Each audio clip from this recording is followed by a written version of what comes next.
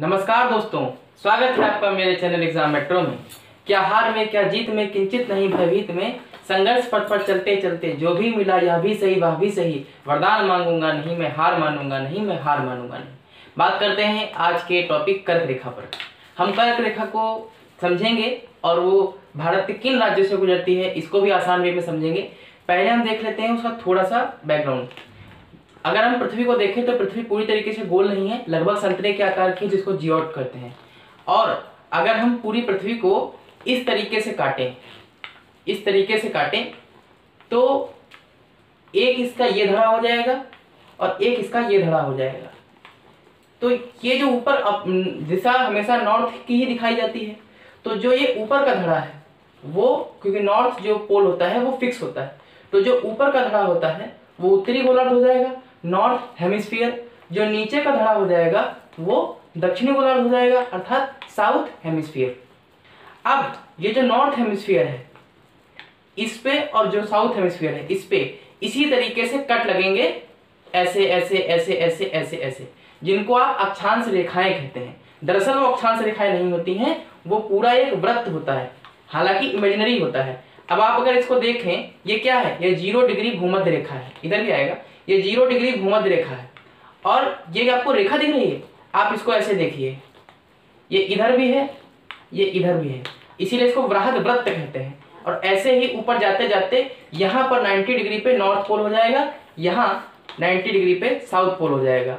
ठीक है, तो इसको जब आप ऊपर ऊपर ऐसे से काटेंगे तो लगभग 90 ऊपर बनेंगे, 90 नीचे बनेंगे। और इस को जब काटते काटते देखेंगे तो 5 मेन रेखाएं मानी जाती हैं। एक ये 0 डिग्री की भूमध्य रेखा, बेवकूफों के लिए भूमध्य रेखा और ज्योग्राफी वालों के लिए विषुवत रेखा। इसके ऊपर जब आप बढ़ेंगे तो देखेंगे कि 13.5 डिग्री की एक रेखा है जो कि नॉर्थ में है, इसलिए 13.5 डिग्री नॉर्थ। ऐसे ही नीचे एक है 13.5 डिग्री साउथ, जिसको ट्रॉपिक ऑफ कैप्रिकॉर्न कहते हैं, मकर रेखा नीचे वाली। और ऊपर 13.5 डिग्री नॉर्थ वाली को ट्रॉपिक ऑफ कैंसर कहते हैं, कर्क रेखा, जिसकी आज हम बात करेंगे।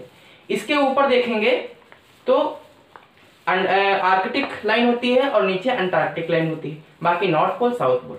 तो ये तो आपको समझ में आ गया होगा कि ये नॉर्थ हेमिस्फीयर क्या है, साउथ हेमिस्फीयर क्या है और कर्क रेखा कैसे होती है। और जो सूरज चमकता है वो इस 13.5 डिग्री नॉर्थ और इस 13.5 डिग्री साउथ, इन्हीं के बीच में लंबवत चमकता है।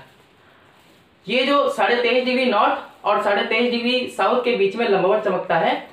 और इन लंबवत चमकने के बीच में अगर आप देखेंगे तो आपको ये लगेगा कि 21 जून के टाइम पे, जैसे कहा जाता है कि व्यक्ति की मुसीबत में उसकी परछाई भी उसका साथ नहीं देती है, लेकिन ये बात सही है या नहीं तो नहीं पता, लेकिन 21 जून के दिन ऐसा होता है क्योंकि 21 जून को 12 बजे से 2 बजे के बीच में 13.5 डिग्री नॉर्थ पर जितने भी कंट्री पड़ते हैं, 16 देश पड़ते हैं, उसका एक अलग वीडियो बनाएंगे। तो 16 कंट्री पड़ते हैं, उन कंट्रीज पे 12 बजे से 2 बजे के बीच में 21 जून को परछाई नहीं दिखती। तो ये तो बात हो गई इस पे। अब बात आ जाती है कि कर्क रेखा। तो कर्क रेखा को मैंने समझा ही दिया कि 13.5 डिग्री जो आपकी 13.5 डिग्री नॉर्थ जो है भारत से गुजरेगी। तो भारत के कितने राज्यों से गुजरेगी? भारत के 8 राज्यों से गुजरेगी।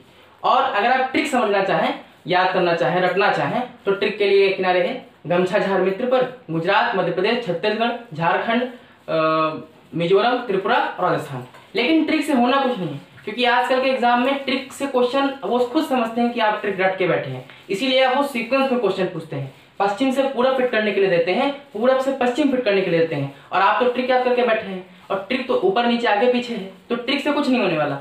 मैं बता दिया हूँ ट्रिक गमछा झार मित्र पर, लेकिन आपको समझना पड़ेगा कि कौन सा जगह पे कौन सा पड़ेगा। तो अगर आप पश्चिम से पूरब देखें, क्योंकि ये रेखाएं पश्चिम से पूरब भी खींची हैं, तो शुरुआत करते हैं गुजरात से। तो गुजरात सबसे पश्चिमतम राज्य भी है। तो गुजरात, राजस्थान का थोड़ा सा भाग, और मध्य प्रदेश, फिर छत्तीसगढ़, फिर झारखंड, फिर पश्चिम बंगाल, फिर बांग्लादेश होते हुए त्रिपुरा और मिजोरम। फिर से देख लेते हैं, गुजरात, राजस्थान, मध्य प्रदेश, छत्तीसगढ़, झारखंड, पश्चिम बंगाल और बांग्लादेश होते हुए त्रिपुरा और मिजोरम। तो इन 8 राज्यों से ये कर्क रेखा गुजरती है। और कुछ बढ़िया फैक्ट अगर आप देखना चाहें तो झारखंड की राजधानी है रांची, भारत की इकलौती राजधानी जिससे कर्क रेखा गुजरती है।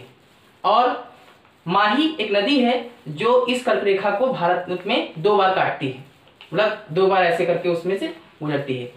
और रांची इकलौती राजधानी होगी जिससे कर्क रेखा गुजरती है। और अगर आ जाए कि ऐसा कौन सा शहर है भारत का जिससे कर्क रेखा गुजरती है, तो वो त्रिपुरा का उदयपुर है। ये उदयपुर आसाम में नहीं है, ये त्रिपुरा के उदयपुर से कर्क रेखा गुजरती है, जो कि एक शहर के फॉर्म में। तो ये तो हमने कर्क रेखा का देखा भारत के संदर्भ में, और बेसिकली जाना कि कर्क रेखा कैसी होती है, क्या होती है, और भारत के संदर्भ में भारत के किन राज्यों से गुजरती है। मैंने ट्रिक भी बता दी है, पर ट्रिक आप ना याद करें, आप कॉन्सेप्ट याद करें कि कहाँ से कैसे गुजरती है। और जिनको मैप नहीं याद है, अगर मैप उनके दिमाग में फीड है तो उनके लिए ज्योग्राफी आसान है, मैप नहीं याद है तो ज्योग्राफी नहीं आसान है।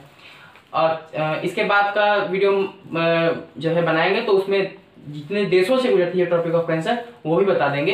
तब तक के लिए धन्यवाद। वीडियो लाइक, सब्सक्राइब, कमेंट करिए एंड शेयर करिए। धन्यवाद।